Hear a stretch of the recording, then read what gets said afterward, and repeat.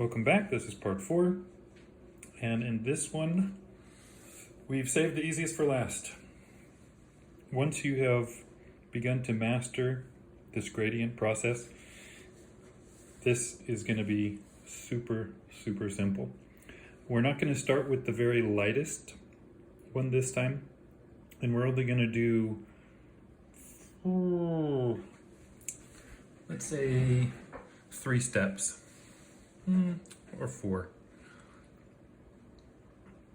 because we want this to get pretty dark down at the bottom, but I would rather do that in layers, progressive layers where it dries. If you try to do too much at once, the opacity of the paint kills the luminosity of the paper. And if you look at the masters from Beaux-Arts time period in the late 1800s or early 1900s, they were making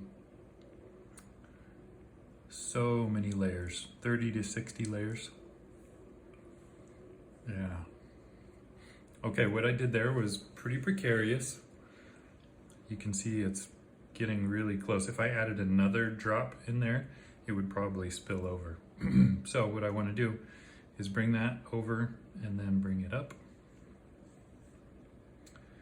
And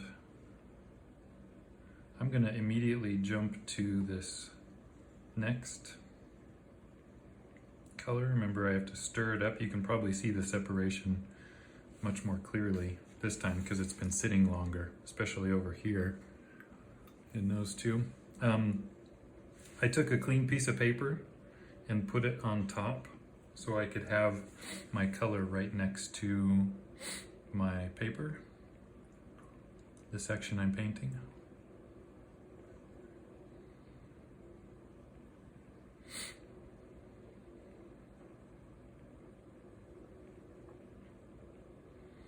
I have to watch and make sure I'm not getting too much of a point there.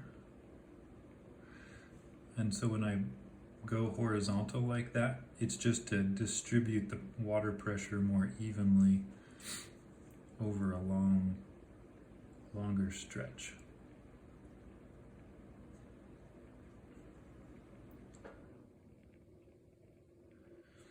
I'm going to dry my brush just a little bit because that will help me get a point that will fit down into that corner better. If your brush is too wet, it makes the tip of your brush round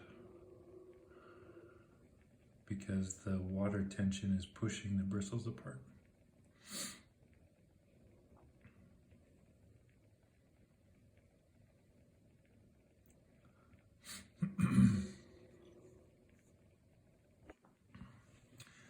This is the only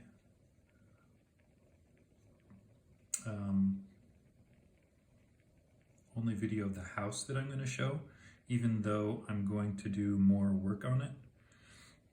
I'll just assume that you're going to keep going, doing the same thing, rinse and repeat. There will only be one more video after this, and that is showing the ground. And I will have to do that later today. A little bit too much water. And if you noticed, I just pulled it right down the middle, but I didn't go all the way to the sides. This is where it's very important to make sure that your background layer is dried enough, because if it's not, it will pull your fresh layer. It will open up, and then there'll be cauliflower and bleeding. Ooh, not pretty. So it's better to take your time. Nobody's asked about a hairdryer yet, but that is within bounds, and it does help speed things along.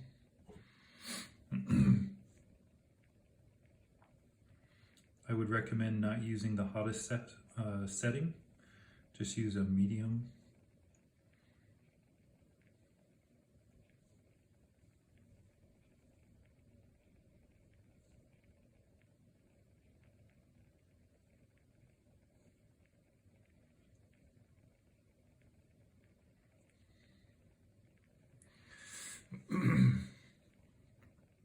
The building is flatter in tone than I want for my final product, but that's okay because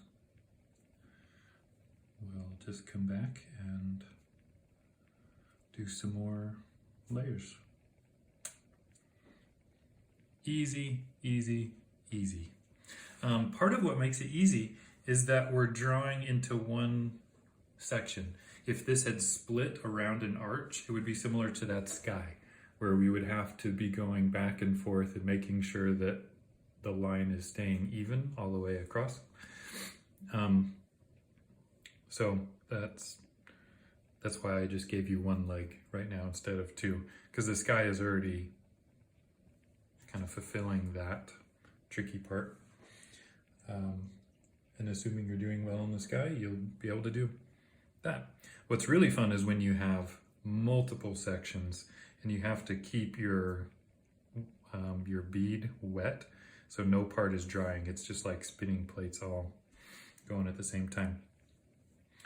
And in the next part, we will tackle this ground layer, and good luck.